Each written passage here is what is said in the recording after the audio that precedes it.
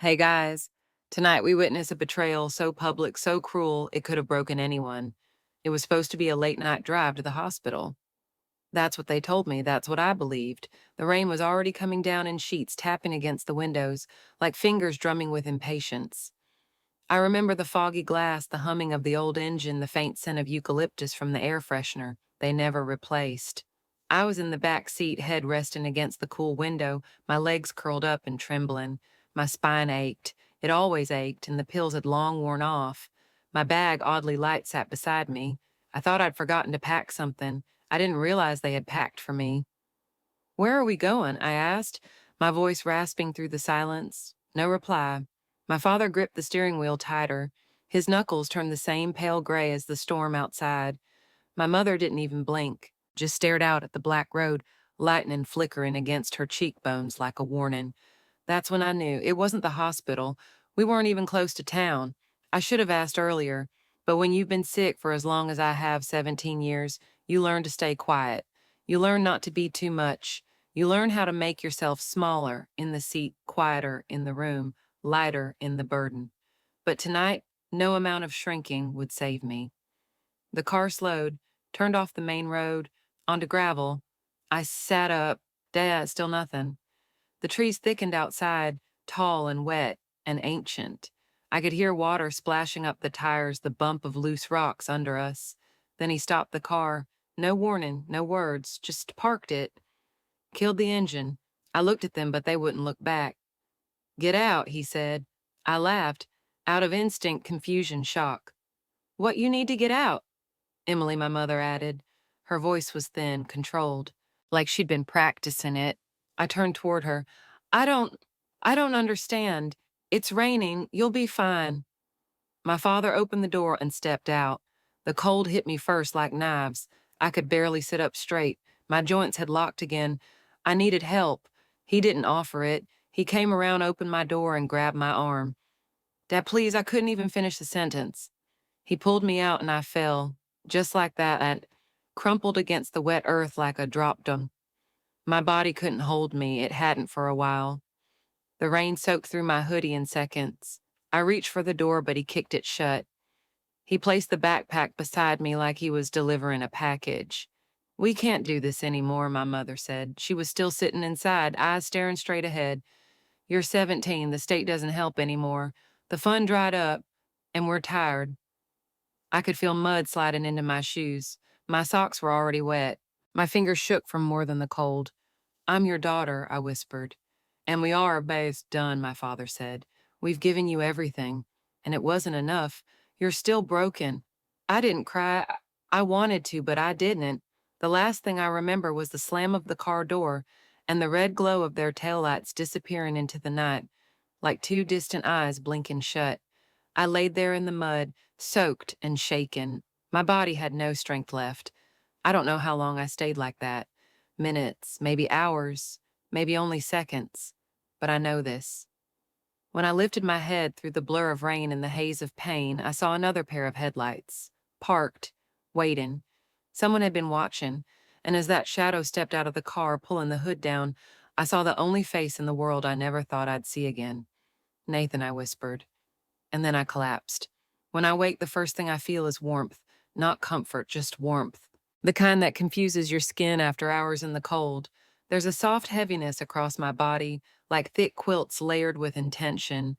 A fire crackles somewhere nearby. I hear it before I see it, the popping of sap in dry wood, the low hum of safety I'd nearly forgotten how to recognize. I open my eyes slowly. The room is wooden rustic. Low ceiling, knotty pine beams overhead. There's no overhead light, only the fire, a small oil lamp in the corner, and a narrow window half fogged with mist. The bed beneath me creaks when I shift. I can smell cedar smoke. And something else. "Cinnamon, Nathan," I whisper again, but this time it reaches air.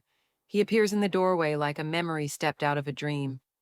Taller now, broader in the shoulders, the same crooked nose from when he broke at skateboarding in 7th grade. His hair is longer, messier, flecked with rain, but his eyes, they're exactly as I remember, dark, searching, too old for someone not yet 30. "You're awake," he says softly. His voice is different, lower, steadier, but still him. I try to sit up, but the effort sends pain shooting down my spine. Hey, slow, he says, moving quickly, supporting my back with one arm while adjusting the pillows behind me. You've been unconscious almost a full day. I blink at him. Where, where am I? A cabin in the mountains? Mine, off grid, quiet. He lifts a mug from the side table. Drink this, just tea. Honey, it'll help. The ceramic is warm in my hands. I can't stop them from shaking. My body feels like glass, thin, brittle, on the verge of shattering. You were there, I whisper. That night, you followed them. He nods slowly. I had a feeling. They've been acting strange for weeks. I saw the cash withdrawals, the hospital lies, their internet history. Of course he did. Nathan had always been good with patterns, saw connections most people missed. But how did you find me? My voice cracks. I thought you were gone. You left. His eyes darken. No, I didn't leave you. I left them. He sits on the edge of the bed, close but not too close, like he's given me a choice to lean in or pull away. He's always been that way, even when we were little. You remember the fight, he asked, when I was 17? Only that it was loud. And then you were gone. He exhales, runs a hand through his hair, something he's done since we were kids when nervous. Dad didn't want to take you to Boston. To the specialist, said we couldn't afford it. I'd been working summer jobs, saved a little, offered to help. He said I was undermining him, disrespecting his authority. He pauses. Then I overheard them talking about selling the house, moving somewhere cheaper, somewhere far, without hospitals, without treatment, without you. My stomach turns. So he kicked you out. He didn't even hesitate. The words hang there between us like smoke. I want to scream. I want to apologize. I want to go back and drag time by the collar and undo everything, but all I do is whisper, I thought you forgot me. Nathan's jaw tightens. I tried to reach you, Em. I wrote, called. They blocked everything. Once I even came to your school, but they'd already told the front office I was a danger. I wasn't allowed near you. Something sharp lodges itself in my chest. All those years I thought he walked away. All those birthdays I whispered his name into the dark. He had been trying. I just never saw it. Why didn't you come sooner, I ask. He looks down. I had to do it right. I had nothing. No job, no degree. I was sleeping in my car. I couldn't protect you if I was barely surviving. So I waited, planned, watched. I reached for his hand without thinking. It's warm, calloused, real. You did protect me, I say. You were the only one who ever did. Nathan's expression softens. His voice drops to a near whisper. I couldn't lose you again. We sit there like that for a long moment, his hand in mine, the fire casting shadows on the walls. Outside, the rain starts again, but in here it's quiet. Safe. The next morning, I wake to sunlight. It streams in through the small cabin window, golden and soft, painting everything in sepia. My body still aches, but the sharpness has dulled, replaced by something slower, heavier, the kind of pain you can carry. Nathan is in the kitchen. He's slicing carrots. The knife moves through them with practiced rhythm, the kind of motion that speaks of routine, of days spent doing things for someone other than yourself. Morning, he says, without looking up. You slept through the night. I don't tell him it's the first time in months, maybe years. Tea or coffee, he asks. Tea, I say, surprising myself. He nods and pours water from a copper kettle into two chipped mugs. I recognize one of them. It's the one with the faded bluebird, my favorite from when we were little. I used to drink hot cocoa from it on snow days. You kept it? He shrugs. Some things are worth keeping. I sit on the edge of the couch and wrap the quilt tighter around me. There's something fragile about mornings after a collapse. You don't know who you're going to be yet. You just hope you'll be better than the day before. Nathan hands me the mug, then sits across from me on a wooden stool. He watches me carefully like he's waiting for the next crack. You remember Mom's storage unit, he says after a moment. I nod slowly. She used to rent it under her maiden name, said it was for holiday decorations. He pulls a worn leather-bound journal from the nearby shelf and places it gently on the table between us. I found this there, along with medical documents, withdrawal slips, photos. My breath catches. The journal is old, familiar. I've seen it before once, maybe twice, tucked inside her closet, hidden behind sweaters. She used to write in it after I'd fall asleep. I thought it was just a diary, I say. Maybe it was, Nathan replies, until it wasn't. I run my hand over the leather cover. It smells faintly of lavender and something bitter underneath, like guilt. There's a lot in there, Nathan says quietly. Things you deserve to know, things they hoped you'd never find out. I nod, but don't open it. Not yet. Instead, I ask, how long have you been watching them? He sighs, pushes his hair back. A few months. I noticed Dad started pulling from your medical fund, tiny amounts at first enough to avoid suspicion, then bigger ones. And when I saw they'd canceled your upcoming appointments, I knew something was wrong. I stare down at the tea in my hands. So they planned it. They did more than plan it, he says. They rehearsed it. Coldly, like logistics. That word hits differently. Logistics, like I was a delivery to be dropped off, a problem to be removed. I press my fingers into my palms to ground myself. Nathan leans forward. I need to ask you something, and I want you to be honest. Have there been treatments, medications that didn't feel right? I hesitate, then nod. Yes, a few years ago there were these injections. They made me foggy. I couldn't hold a fork, couldn't spell my own name. But Mom said they were part of the process, that the specialist had a new plan. Nathan's face tightens. He opens his laptop, already loaded with folders, tabs, evidence. I think they enrolled you in an experimental trial, he says, without telling you, without consent. Neurovance, it's a pharmaceutical company, private, unregulated, known for shady trials overseas. He clicks through documents, my name listed in trial logs, payment confirmations, initials signed. And suddenly the past replays with sharp, brutal clarity. The long drives where I was told to close my eyes.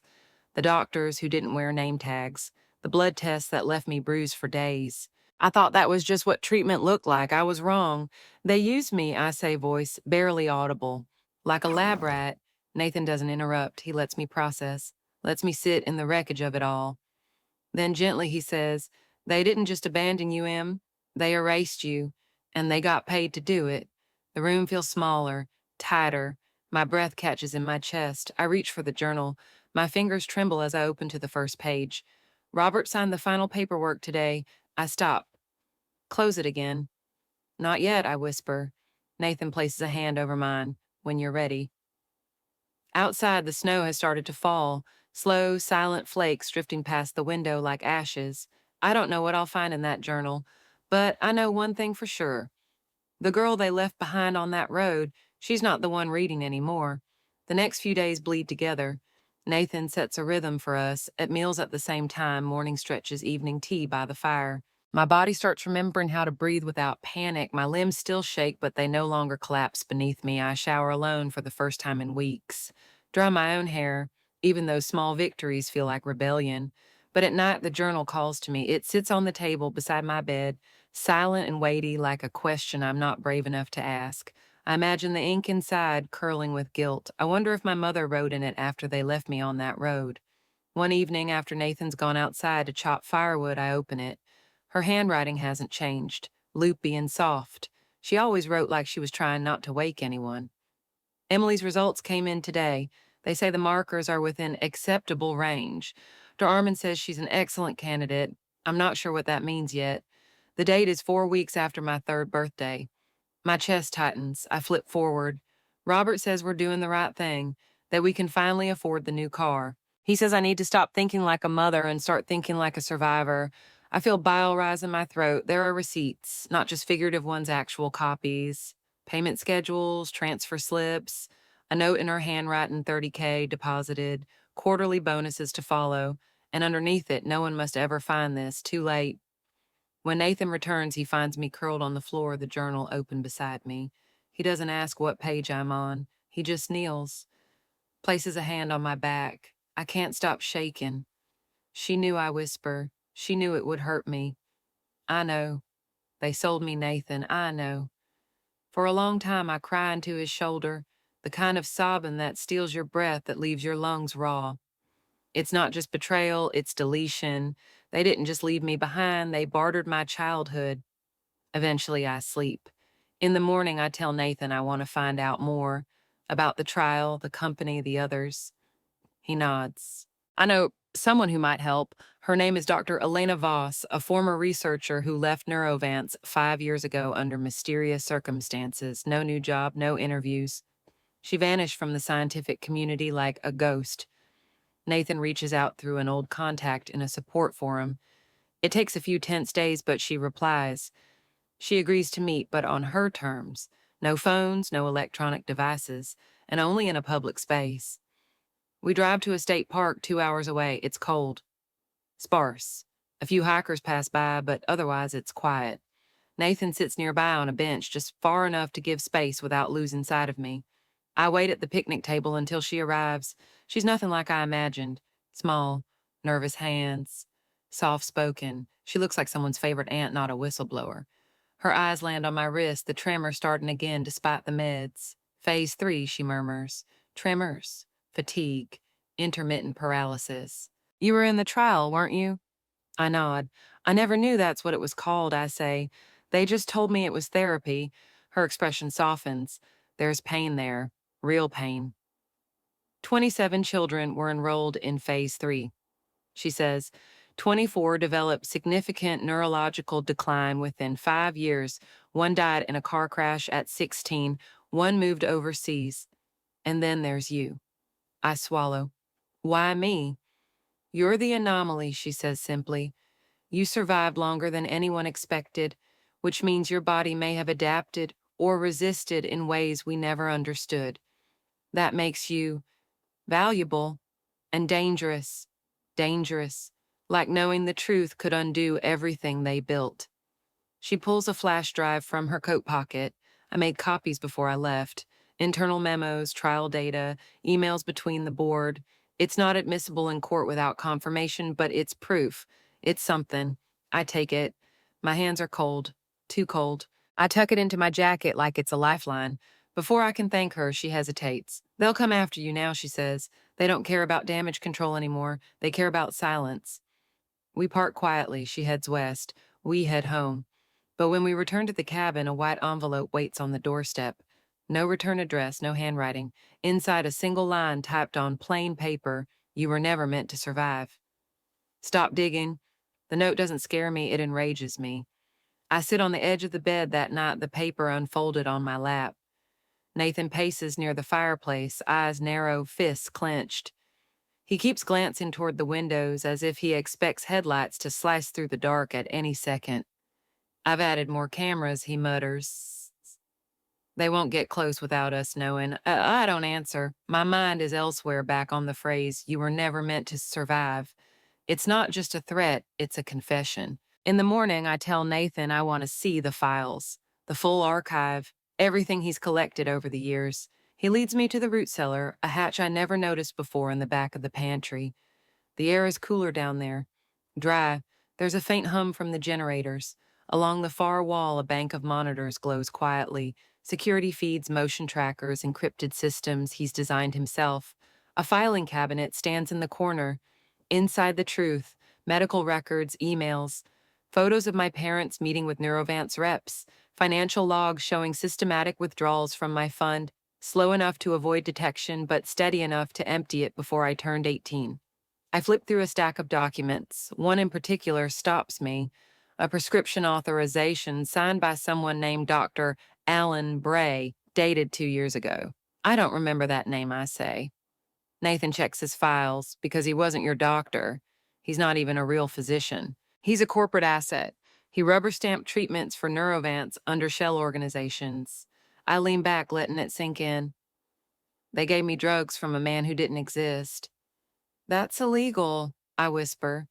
Nathan's voice is low. It's criminal. We start building a case, documenting everything, timelines, phone logs, photos. He's already done most of the work. I add my own notes, symptoms, memories, gaps that now make terrifying sense. We organize the files into categories: parental negligence, medical fraud, unauthorized experimentation, financial theft. It feels mechanical, cold. Until I find the photos. One in particular, me at age 5 in a hospital gown, eyes glazed. A nurse holds my hand. My mother smiles faintly in the background, distant, distracted. Her gaze isn't on me, it's on someone just outside the frame, someone handing her a clipboard. The date stamp reads July 11th, 2 weeks after I'd had a seizure so severe I bit through my tongue. She didn't write that in her journal. That afternoon, Nathan gets a call from Anna Kim, a combat medic turned clinician who once served with a veteran outreach program he helped after a wildfire recovery. She knows someone at the county health department. She agrees to come by. Anna is in her mid-30s, close cropped hair, sharp eyes. Her presence is grounding. She doesn't flinch when she sees my trembling hand, doesn't ask what's wrong or offer pity. She asks for data. I've seen this kind of damage before, she says after reviewing my medical logs, but not from natural illness. This is induced. Carefully, progressively, she lays out what I already suspect, that my central nervous system has been compromised by a cocktail of drugs meant to push neurological responses to their limits, and then document the collapse. She doesn't sugarcoat it. They didn't just neglect you, they manufactured your decline. That night, as Nathan tends the fire, Anna stays beside me in the living room. I ask her how she got into this work. She's quiet for a while, then she rolls up her sleeve. A web of burn scars climbs her arm from wrist to elbow. I was in a convoy that hit an IED, she says. 3 died, I lived, spent 6 months wishing I hadn't, pushed everyone away, woke up with nightmares, drank until I forgot what I saw. Her eyes lock on mine. One night I loaded my gun. I stopped breathing. My dog knocked over a lamp. It startled me. I dropped the gun, cried for hours. Then I signed up for trauma counseling. Took me 4 years to want to live again. I stare at the fire, let her words settle like coals under my skin. The real work, she says, begins when you decide to stop surviving and start living. The next morning, I asked Nathan to take me to the computers. It's time I did something. We start digging deep. I search medical boards, trial registries, classified research archives. Nathan shows me how to mask our IPs, bounce locations, hide searches behind encrypted walls.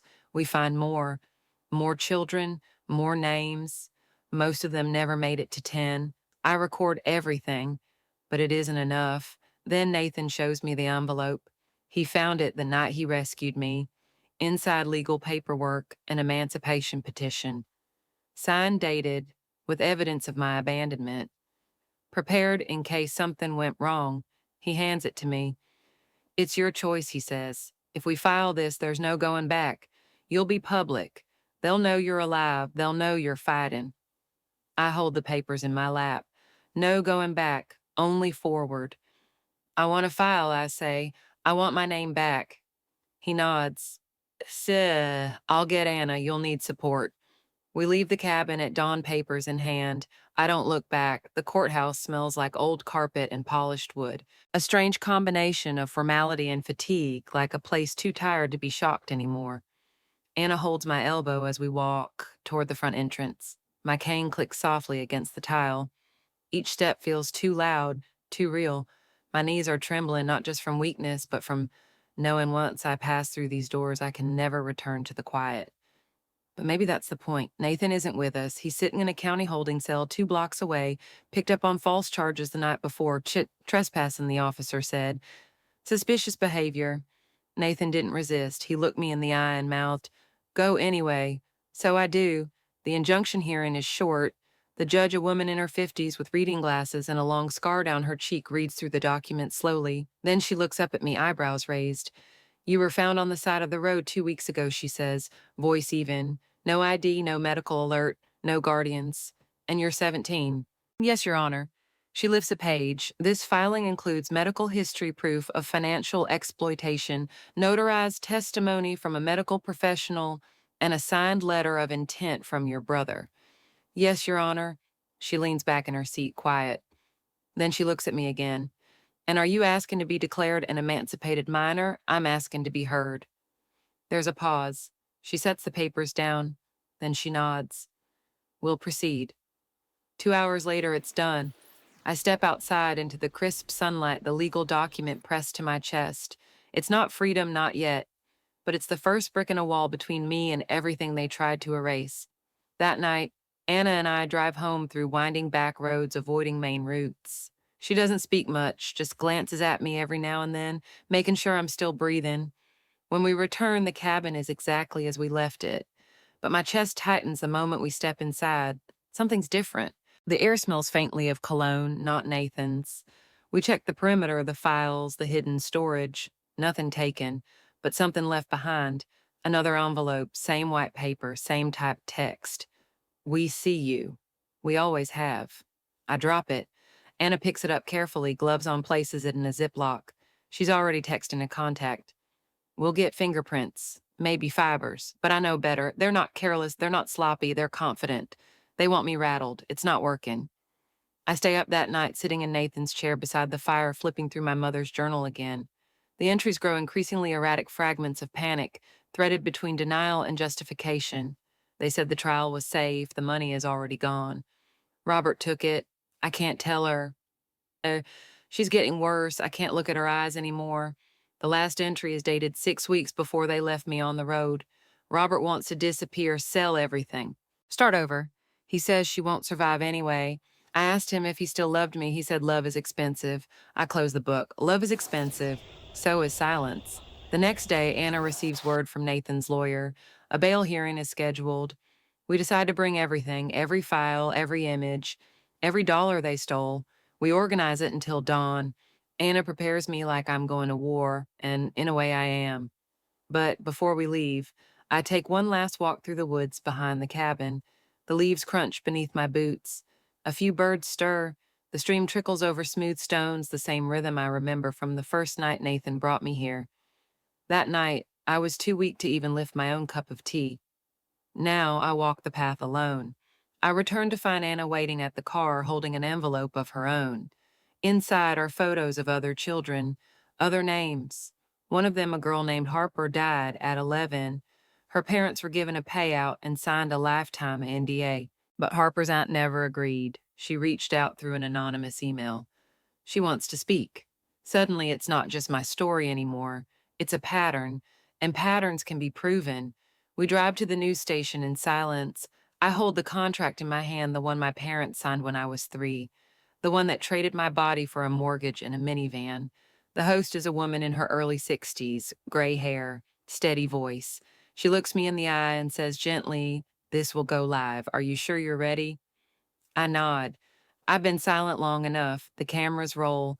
She introduces me, Emily Reyes, survivor of illegal medical trials, victim of parental abandonment, witness to corporate abuse. Then she says, "Tell us your story." I begin with the road, with the rain, with the moment my mother looked me in the eyes and said, "We're done." I show them the journal, the receipts, the photos, the contract.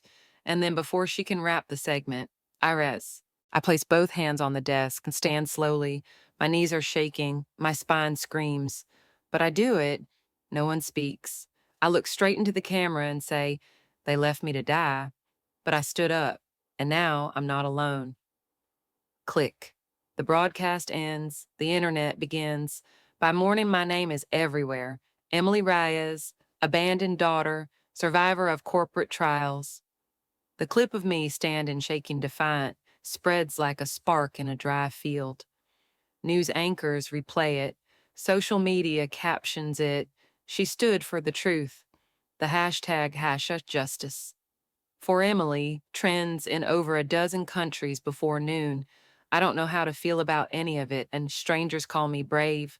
Some call me reckless, others call me a liar. But amidst the chaos, something else happens. Other names begin to surface. Harper wasn't the only one. Parents start reaching out. A mother from Nevada, a brother from Oregon, a teacher who remembered a student who vanished after 3rd grade due to medical complications. Each of them with fragment states at side effects, photos of kids who look too tired for their age. It's like someone punched a hole in the wall and now the flood won't stop. Nathan is released 2 days later. He walks out of the county building looking exactly the same and somehow entirely different. His eyes are heavier, but his steps more grounded. He hugs me silently, forehead to forehead, like he used to when we were kids and I couldn't sleep. "They didn't break you," he whispers. "No," I say. "But they tried." That night back at the cabin, we gather everything we've built, every testimony, every screenshot, every scrap of memory we've turned into evidence. We send it to a civil rights attorney in San Francisco. Her reply is almost instant. "This isn't just a lawsuit," she writes, "it's a movement. And movements need homes, so we build one." At first, it's just an idea, convert the cabin into a sanctuary, but the offers come quickly: donations, volunteers, therapists. Anna agrees to leave her job at the clinic to run our trauma program full time. She's the heart of it, really, the way she looks at every person who walks through the door as if to say, I see you, all of you. We install ramp solar panels at Greenhouse. We call it the Reyes Foundation for Medical Ethics and Survivor Support, but most people just call it the Sanctuary. The first child we take in is a boy named Ryan. He's 12, barely speaks above a whisper, and flinches every time someone raises a hand too quickly. His medical history reads like mine did a decade ago: mysterious tremors, behavioral inconsistencies, unexplained prescriptions. His mother weeps the first night, saying, No one believed me, no one listened. I take Ryan on my morning walks, slow steps, gentle encouragement. On the third week, he asks if he can try walking without his brace. Just for a few seconds. He makes it 7. You've got fighter blood, I tell him. He nods. Then softly, like you, I smile, but it trembles, exactly like me. Outside the main building, Nathan installs a sign. It reads, You are not a burden, you are a story worth telling. We hang it in every room. The rooms begin to fill. Some nights I wake to crying in the hallway. Some nights I'm the one crying. But we hold each other up.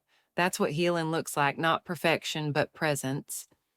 Then one quiet afternoon, a letter arrives. Thin envelope, county hospice return address. I know before I open it. Inside, shaky handwriting, Emily. The doctors say I have weeks, maybe less. I won't ask for forgiveness, but I need you to know you were never weak. Not once. What we did was out of fear, but you lived through it with something we never had: courage. I'm sorry. Ellen Reyes. I read it once, then fold it back into the envelope and place it in the drawer next to her journal. I don't cry, because some wounds scar over, but they still ache when it rains. Forgiveness isn't a door I have to open. It's a window I leave cracked, just enough for the past to breathe without letting it drown me. That evening, I sit on the porch as twilight softens the sky into a watercolor wash lavender gold rust. Nathan joins me with 2 mugs of tea. She meant it, he says. I know, I answer. Silence again, but not the kind that hurts, the kind that holds. You remember what you told me the night I came back, he asks. I nod.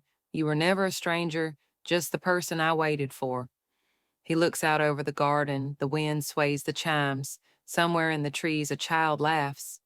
We built something here, he says. No, I whisper, feeling the weight settle evenly in my chest for the first time. We became something. The morning is quiet.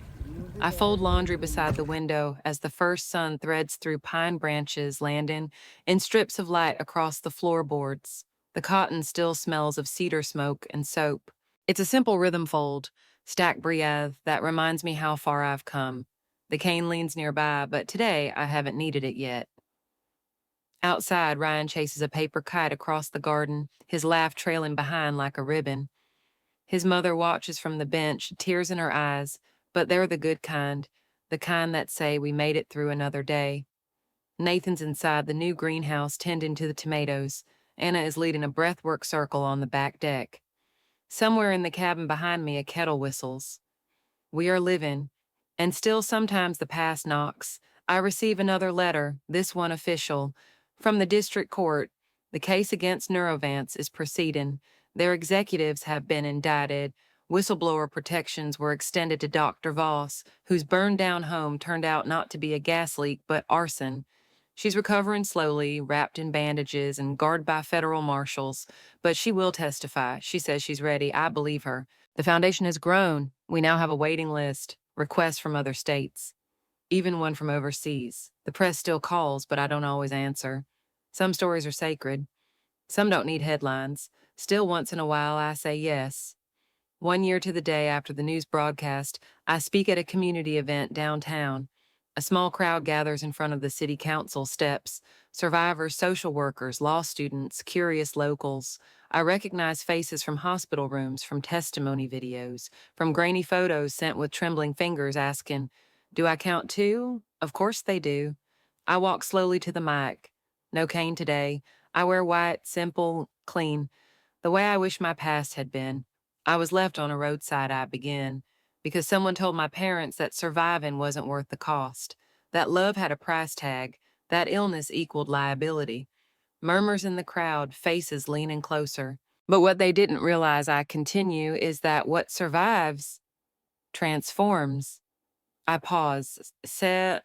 Breathe. My name is Emily Reyes, and I'm not here because I beat my condition. I'm here because I claim my dignity, because someone, my brother, saw me when others looked away, because I decided that silence was not safety and truth was worth standing for. Applause follows steady and rising, but I'm not finished. To every child who was called a burden, to every girl who was told her pain was imaginary, to everyone whose medical records were rewritten to hide a corporate lie. This is your story, too. The crowd is on its feet now. Some are crying, some are holding signs, some are just standing like I did, shaking but upright. That night back at the sanctuary, I take one last walk to the edge of the property. The trees stand tall like sentinels. The grass bends gently in the summer breeze. The moon is full. I don't bring a flashlight. I don't need one. The sky is clear. The path familiar. My body still hurts, but now I know its language. At the fence line, I stop. It's quiet here, not the empty kind, but the whole kind. The kind where every breath belongs to you. Behind me, the lights of the cabin glow warm through the trees. Laughter spills through an open window. Someone's playing piano. Someone else is singing off key. I smile, and Nathan appears beside me, wordless as always when he senses I need space. He doesn't ask if I'm okay. He knows I am. You still think about that night, he asks finally. I nod. Sometimes I wonder what would have happened if you'd been even 5 minutes later. He stares out at the trees. I wasn't going to be. I turn to him. Why, I ask, not just for that night, but for everything. Why fight for me? Why build this? Why stay? His voice is soft, steady, because you were never a burden to me, Em. That sentence lands like a warm quilt across a shivering heart. We head back slowly, step for step. The stars overhead blink like tiny witnesses to something bigger than tragedy. As I pass the old bench, I pause to place a small stone on the armrest, a tradition we've started for every child who makes it here. A quiet marker that says, you arrived, you mattered, you're home now. Inside, I pour myself a cup of tea. No one has to help. I curl up on the couch, blanket over my knees, steam brushing my cheek. I close my eyes and listen to the music, the wind, the fire. In the silence they left behind, I didn't just rebuild, I rose. They told her she was a burden. They traded her future for cash, silence, and comfort.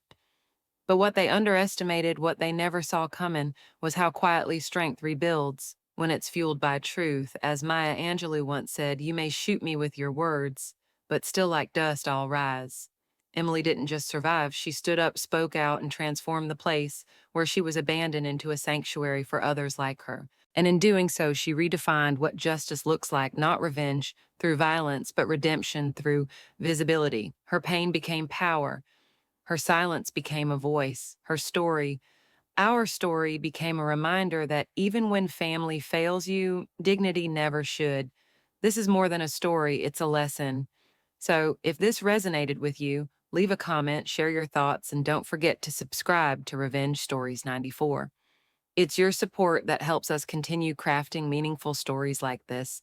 Let's reach 1,000 subscribers, not for numbers, but for voices like Emily's that should never be silenced again. Stay brave, stay kind. And as the old saying goes, sometimes the child left in the rain becomes the storm that washes the world clean.